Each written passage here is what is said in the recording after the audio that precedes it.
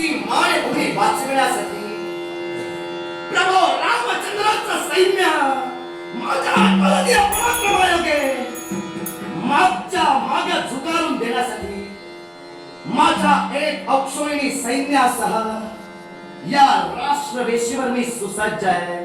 तेव्हा मी माझ्या गंतव्यापासून कधी अनभिन्न होणार नाही. पाहूया रामसेनेच्या हातीनं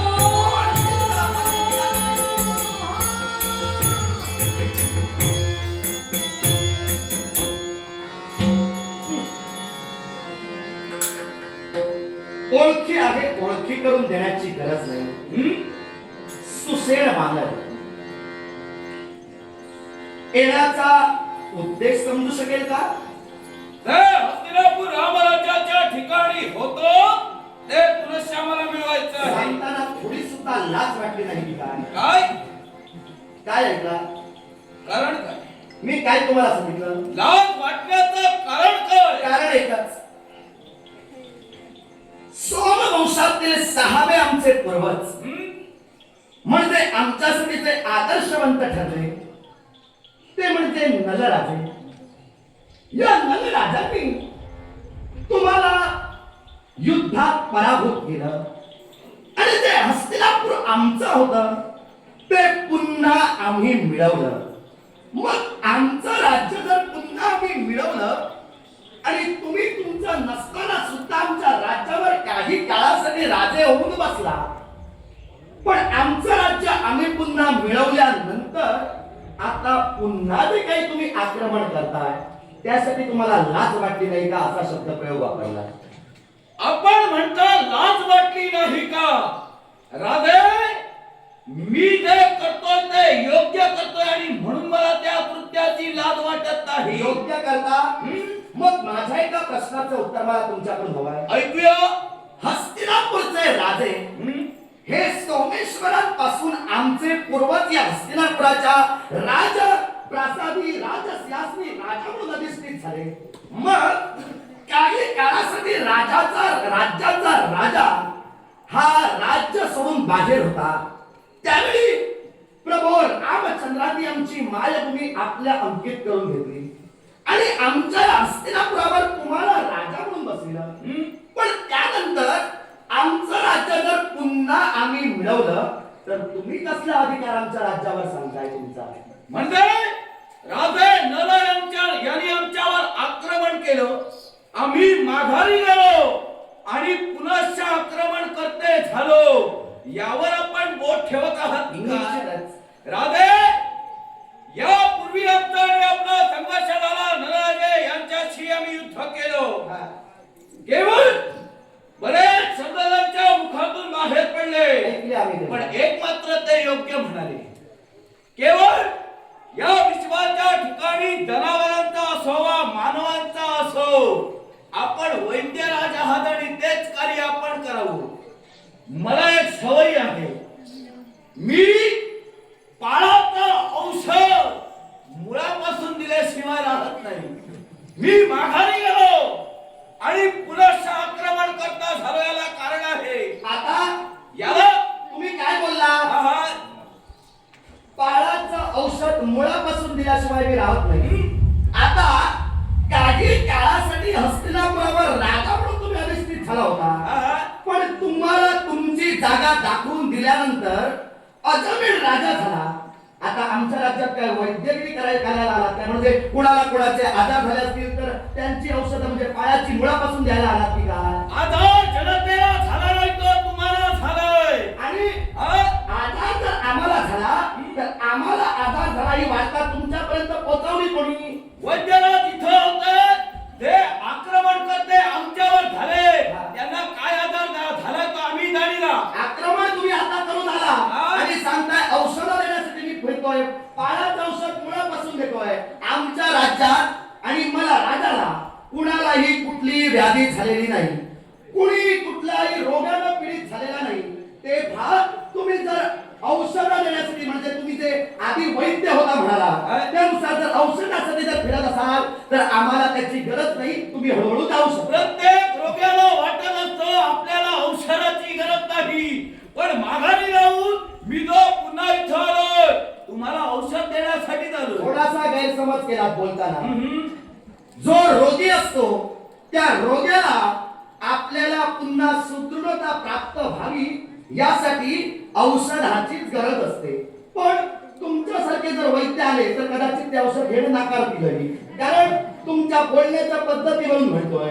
तेव्हा तुम्ही काय सांगताय की मी वैद्य होतो आणि काळाचं औषध मुळापासून देण्याची माझी सवय आहे. नेमके कशासाठी आलात तो उद्देश स्पष्ट करा. जर औषधाचं जर सांगत असाल तर तुम्ही हळूहळू मागे गेलेलं बरं, कारण माझ्या राज्यात कुणी कुठल्या व्याधीला अजून पीडित झालेला नाहीये. बोलण्याच्या पद्धतीवरून नव्हे, औषधाचा गुण देण्याच्या पद्धतीवरून ठरतो. आम्ही माघारी गेलो. मी काय आम्ही म्हणतो? माघारी गेलो. पुनश्च आक्रमण करते झालं, पण म्हणता आम्हाला लज्जा का वाटत नाही. याला कारण आहे ज्यांनी आम्हाला या राजस्थानावर अधिष्ठित केलं ते आमचे प्रभू रामचंद्र. अर्थात आक्रमण करते आपण झालं याची वार्ता माझ्या प्रभूला आम्ही कळविली आणि सैन्यबळ घेऊन पुनश्च आक्रमण करते आम्ही झालो. म्हणजे त्यावेळी पराक्रम कमी ठरले. तेव्हा आता साऱ्यांना गोळा केला आणि आता पुन्हा आक्रमण केला. म्हणून मी म्हटलं त्यावेळी कमी ठरलेला सुसेन बानर पुन्हा तिथं आक्रमण करतो, तिथं थोडी तरी मनाकडे लाज वाटायला हवी होती. पराक्रम माझे कमी ठरले राजा नरांसमोर, पण मला एकच म्हणायचंय, आता सैन्य आम्ही घेऊन आलो ते मात करण्यासाठी. त्यावेळी आपण राजा नरांच्या अधिपत्याखाली वावरत होता, त्यांना पुढे केलं. अर्थात ज्याप्रमाणे त्यांना आपण पुढे केलं, राम सैन्याला आता मी पुढे करतोय. त्यांना आम्ही पुढे केलेलं नाही, ते आपल्या बरोबर आम्हाला घेऊन आले होते. पण तुम्ही काय केला?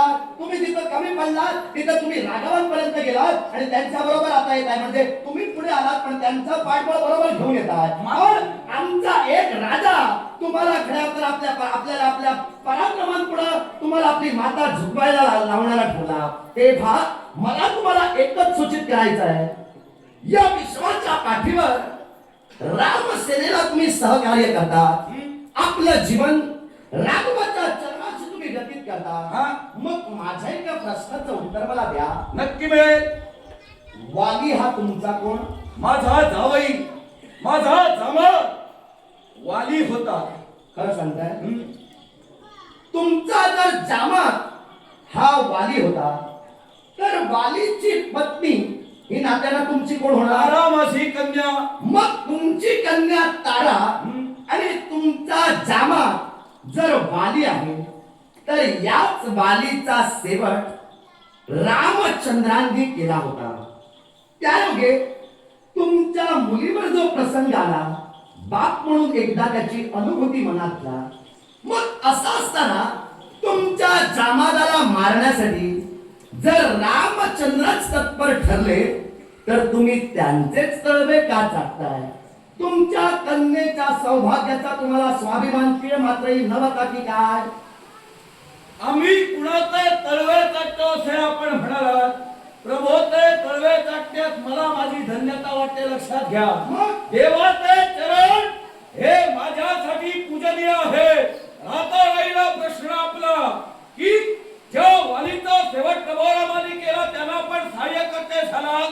प्रत्येक मनुष्य स्वतःच्या कर्माचं फळ भोगत असतो. जरी माझा दामात वाली असला तरी जीवनात अधर्म त्यांनी घडविला आणि प्रभू रामाने या विश्वाच्या ठिकाणी शास्त्र नियमाला अनुसरून त्यांचा वध केला. अर्थात ते माझे प्रभू मला पूजनीय ठरतात. वालींनी अधर्म घडविला असं तुम्ही म्हणता, पण मी तरी असं म्हणेन या विश्वाच्या पाठीवर वालीच्या हातून अधर्म घडलाच नाही, तर रामचंद्रांनी त्यांचा जो सेवक केला तोच अधर्माने केला. माझ्या प्रश्नाचं उत्तर तुम्ही मला द्या.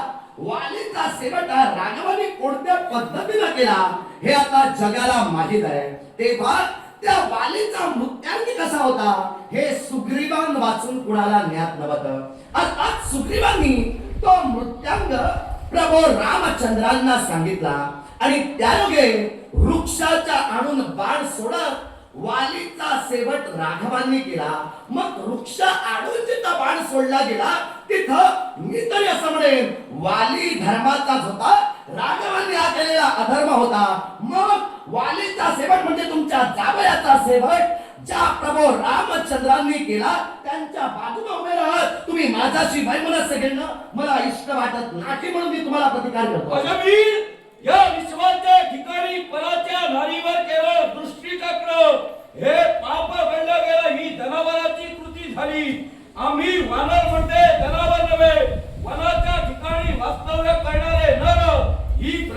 ती वाना म्हणून गणली जाते.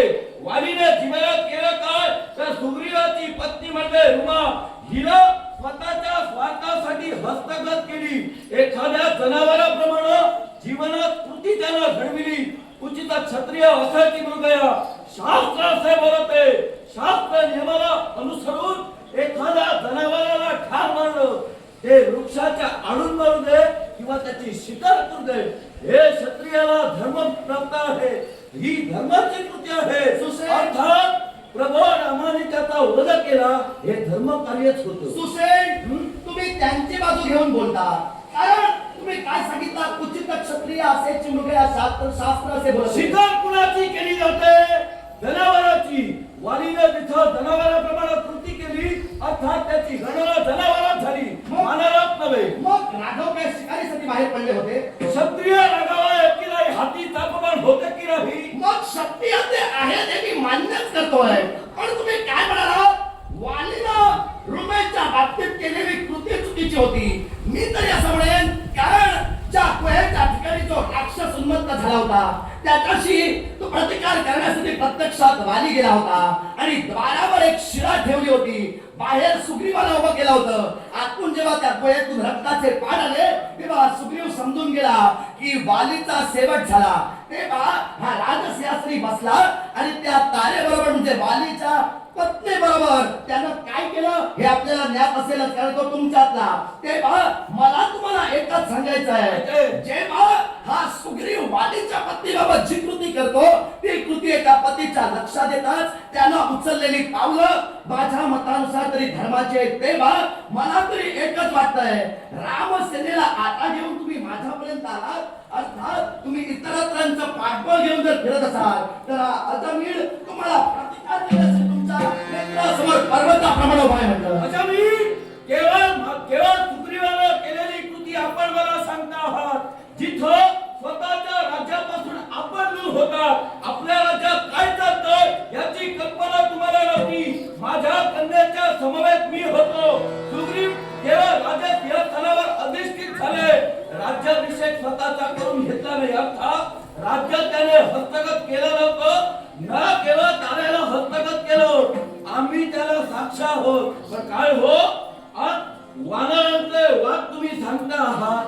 सुग्रीव आणि वाली या दोन बंधूंचं तेढ तुम्हाला दिसलं. बंधूंचा वाद बंधूंची भांडणं तुम्हाला दिसतात. काय हो तुमच्या कुळात पित्या पुत्राची जी झालेली भांडणं ते युद्ध ते तुम्हाला दिसलं नाही की काय. आमच्या कुळात पिता पुत्राचं युद्ध जरा स्पष्टीकरण करून सांगू शकता का. राधे नल ज्यांनी आमच्यावर आक्रमण केलं ते राधे नल यांचा पुत्र नदू यानं केवळ त्यांच्याशी संघर्ष केला त्यांच्याशी युद्ध केलं बापाला मूर्छित पाडलं. त्यावेळी केवळ घरगुती वाद तुम्हाला लक्षात आले नव्हते. म्हणजे आमची माहिती काढून आता आला. मला तुम्हाला काय सांगायचं आहे काय ते तुम्ही नल राजा आमचे पूर्वज आणि त्यांचे पुत्र नदुक यांच्यात झालेला वैमनस्य यांच्यात झालेलं युद्ध याच्या बाबतीत तुम्ही बोलला. मी असं तुम्हाला सांगितलं नव्हतं की वाली आणि सुग्रीव यांच्यात जे युद्ध झालं ते गैर होतं. सांगितलं होतं का. मग माझ्या प्रभूला गैर कसे काय ऐका मी काय सांगितलं ज्यावरती वृक्षाळून बाण सोडला गेला बाण सोडताना कल्पना सुद्धा नव्हती त्यावरती रामचंद्रांनी वालीचा सेवक हा अधर्माने केला. मी माझ्या बुद्धिमत्तेनुसार सांगितलं. पण तुम्ही काय सांगितलं सुग्रीव आणि वाली यांच्यात जे युद्ध झालं म्हणजे वानरातलं युद्ध तुम्ही सांगितलं. तुमच्या पूर्वजांचं युद्ध तुम्ही सांगितलं नाही. सत्य सांगितलं नाही सत्य आहे म्हणून सांगू नका दिव्याच्यासारखे. ऐका तुम्ही काय सांगितलं वालीचा आणि सुग्रीवाचा संग्राम झाला. असाच संग्राम आमच्या पूर्वजात सुद्धा झाला. पण आमच्या पूर्वजात झालेला संग्राम आणि त्यांच्यात झालेला संग्राम यात अंतर किती आहे ते तुम्हाला माहित आहे. अंतर स्पष्ट करा. मी पाहतोय तेच पाहण्यासाठी मी आलो. स्पष्टच तुम्हाला सांगणार तुम्ही फक्त स्पष्ट तुम्ही माझ्या समोर बोला. ऐकूया. ऐका राजे नल हे ज्यावेळी स्वर्गावर आक्रमण करण्यासाठी जात होते तेव्हा त्यांची स्त्री ही प्रसूत झाली आणि तिला जो पुत्र झाला त्याचं नाव नदुक. हा जेव्हा 5 वर्षाचा झाला तेव्हा त्याने आपल्या आईसमोर प्रश्न उपस्थित केला, मला माझ्या पितृदेवतेंना पाहायचं आहे. तेव्हा आईनं पितृदेवता कुठं गेलीये याचं मार्गदर्शन त्या 5 वर्षाच्या पोराला म्हणजे नदुकांना केलं. तेव्हा दृढ आत्मविश्वास ज्या बालकाच्या अंतस्करणी निर्माण झाला होता, तो बालक आपल्या पित्याला पाहण्यासाठी आपल्या जीवनाची वाटचाल सुरू करू लागला.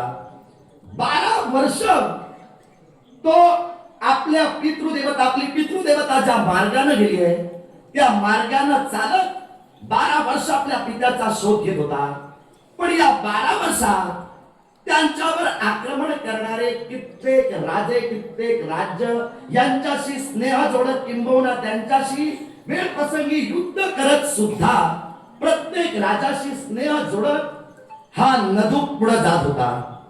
ज्यावेळी नल राजांनी मागं पाहिलं तर एक बालक चतुरंग सेनेसह आपल्यापर्यंत येतोय. आपली स्त्री प्रसूत झाल्यानंतर आपला पुत्र कसा दिसतो हे त्यांना माहित नव्हतं. तेव्हा नगराजांनी मागावून आक्रमण केलं, कारण त्यांना वाटलं की आपल्या कार्यात अडथळा निर्माण करण्यासाठी हे सैन्य येत आहे की काय. आणि म्हणून त्यावेळी ते युद्ध हे अनाहूत पद्धतीने झालं होतं. पित्याला माहित नव्हतं मी ज्याच्या बरोबर युद्ध करतोय तो आपला पुत्र आहे, पुत्राला माहित नव्हतं मी ज्याच्या बरोबर युद्ध करतोय तो आपला बाप आहे. अर्थात त्या नदुकानं नल राजांना मूर्छित पाडलं. पण जेव्हा ते भानावर आले तेव्हा इतर राजकर्त्यांनी त्यांना सांगितलं की हा दुसरा तिसरा कुणी नव्हे, तो तुमचाच पुत्र आहे. तेव्हा स्नेह जोडलं गेलं आणि नल आणि नदुक म्हणजे पिता पुत्राची स्नेहपूर्वक भेट झाली. आता तुम्ही जर मला सांगत असाल की 2 वानरात म्हणजे वाली सुग्रीवात झालेलं भांडण हे तुम्हाला दिसलं, पण तुमच्या पूर्वजात झालेलं भांडण दिसलं नाही. हे भांडण झालं होतं ते अनाहूत पद्धतीने झालं होतं. वाली आणि सुग्रीवाला आपण बंधू आहोत हे माहीतच नव्हतं की काय, म्हणून ते भांडत होते.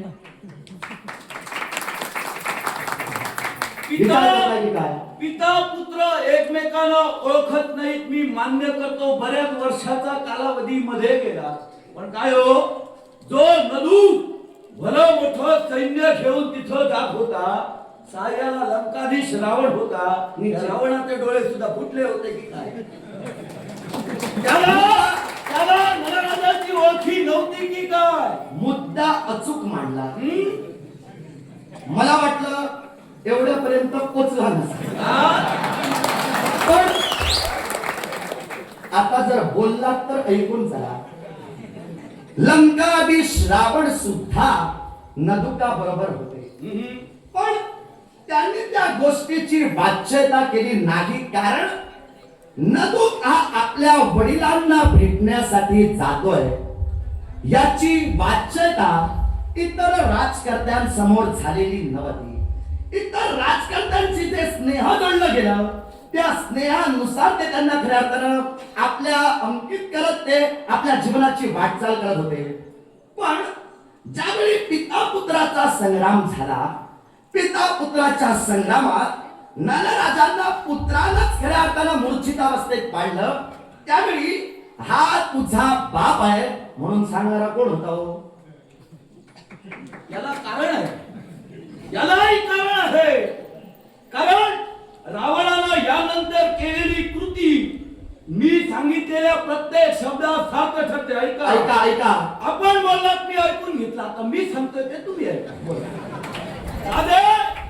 रावण त्याआधी का बोलला नाही, तर यामागे रावणाचा वैयक्तिक स्वार्थ होता.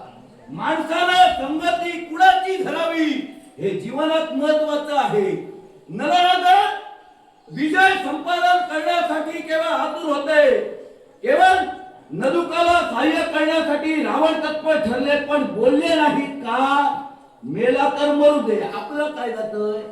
हे स्पष्ट त्याला कसं केलं तर या पुढच्या प्रवासात, नलराजांच्या पुढच्या प्रवासात जेव्हा देव दरबारापर्यंत स्वारी करण्यासाठी ते जात होते, मध्यंतरी बरेच अडथळे आले, आपलाही जन्म झाला. त्यावेळी या लंकाधीश रावणानं काय केलं, रावण कुंभकर्ण आणि विभीषण तिघांनी आपलं सैन्य गोळा केलं आणि देवराज केवळ आपल्या पूर्वजांशी युद्ध करत ही संधी साधली. स्वर्गलोक मिळविलं, साऱ्या देवांना कैद केलं आणि लंकेची वाट धरली. तेव्हा जर का काट्याला काटा काढता येईल, समोरचा शत्रू आपला मित्र का असेल तो दुर्बल होईल आणि आपण विश्वजेते होऊ. हा रावणाचा माणूस होता, स्वार्थ होता. त्यांचा स्वार्थ त्यांच्याकडे राहू दे. त्यांच्या स्वार्थाचे दुष्परिणाम आम्हाला तर भोगावे लागले नाही, पण मुद्दा माझा एकच होता. तुम्ही काय सांगितलं? वानरा झालेले वाद तुम्हाला दिसले, पण तुमच्या झालेले वाद तुम्हाला दिसले नाही. म्हणून एवढा खोल मी गेलो. ते भाग मला तुम्हाला एकच सांगायचं आहे. तुम्ही ते सांगकावे म्हणून फिरताय आणि रामाचं सैन्य घेऊन आता प्रतिकार करताय. हा तुमचा उद्देश मी सफल होऊ देणार नाही. तुमचा देह मला